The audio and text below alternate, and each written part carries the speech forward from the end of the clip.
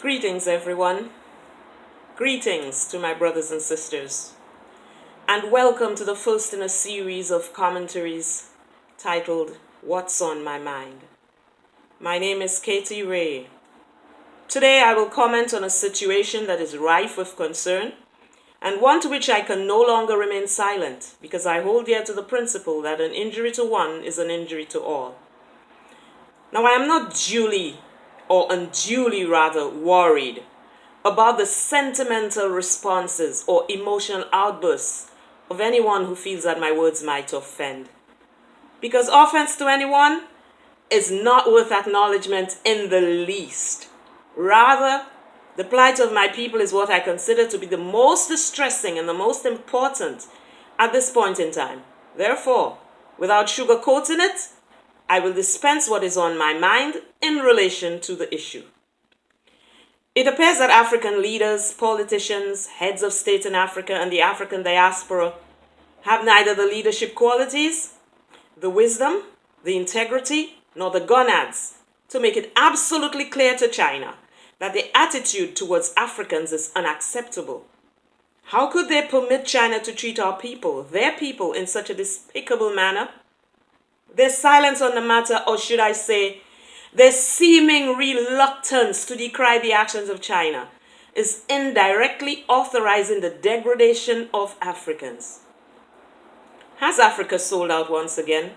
Is being indebted to China carte blanche to ignore China's blatant acts of discrimination, and more so with impunity towards Africans, especially in the face of this global pandemic called COVID-19? What are our lame-brained African leaders doing to alleviate or to put an end to the unnecessary prejudice and suffering of Africans in China?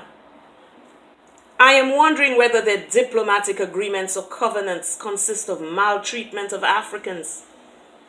It seems that while these leaders and policy and decision makers on behalf of the people sit in their high chairs waiting for the ink to dry on their one-sided bargains, wallowing in uncertainty, African citizens are about to lose their lives over a situation that they did not create at the hands of a system that is anti-African in every sense of the word. Where are the embassies and consulates that are supposed to be responsible for the well-being of Africans in China? Where are the African representatives in this time of crisis? Where are the consul generals, and why are they so silent on this very urgent issue? Why didn't Africa remove their people from this predicament early on? It is rather disconcerting that Africa is making such a show of inviting its entire descendants home, back to Africa, the year of return, loud and clear.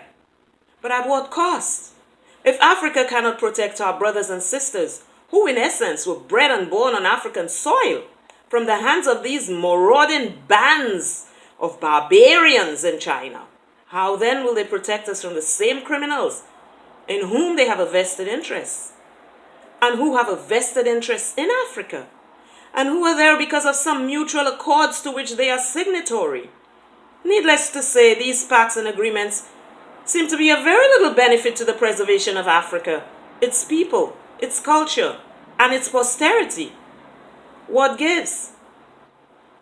I see a pattern of greed, lack of sound reasoning, hypocrisy, betrayal, and cowardice on the part of these African leaders. It is just mind-bending, heart-wrenching, and absolutely disturbing to be made aware of this unprovoked measure of tribulation that our African brothers and sisters are experiencing, while our so-called leaders sit idly by, twiddling their thumbs, heads in the sand, bottoms up. It leaves no doubt in my mind that these Western-educated,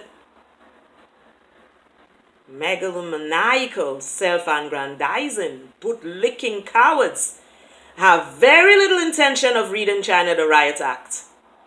What China is doing is an effrontery to our people. And Africa and the African leaders need to stop mollycoddling China and excusing their horrendous acts, and to resolve the situation now.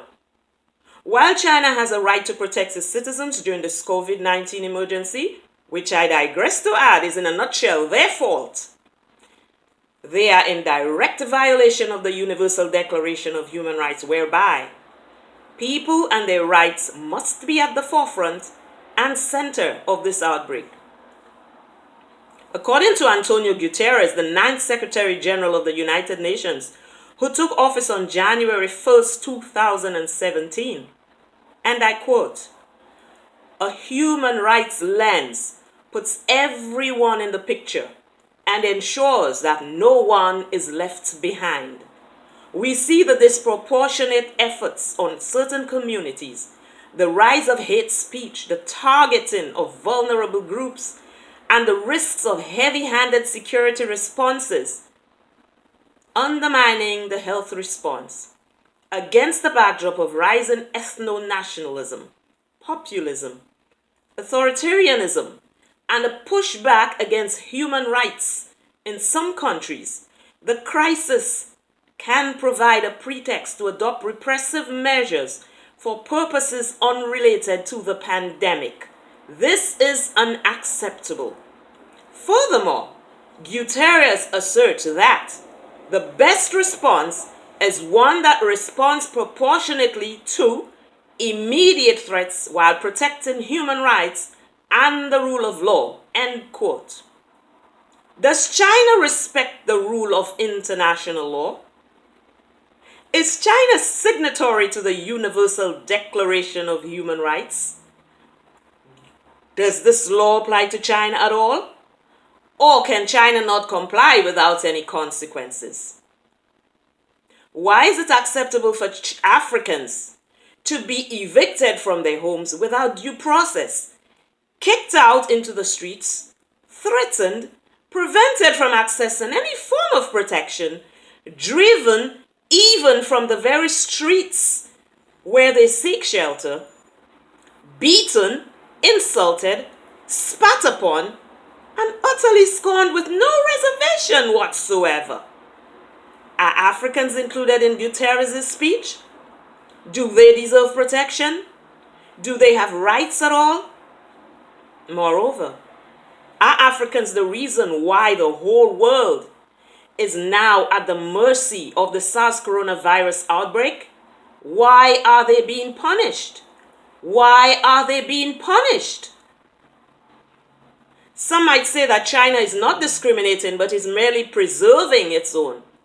But as far as the World Health Organization defines discrimination in relation to health, and I quote, "Discrimination means any distinction, exclusion, or restriction made on the basis of various grounds which has the effect of purpose of impairing or nullifying the recognition, enjoyment, or exercise of human rights and fundamental freedoms. It is linked to the marginalization of specific population groups and is generally at the root of fundamental structural inequalities in society," end quote. From all accounts, Africans in China are facing discrimination at its highest level, which is in violation of international law, and this must be addressed promptly. China needs to get a grip, and Africa needs to get up and say enough is enough and act on it.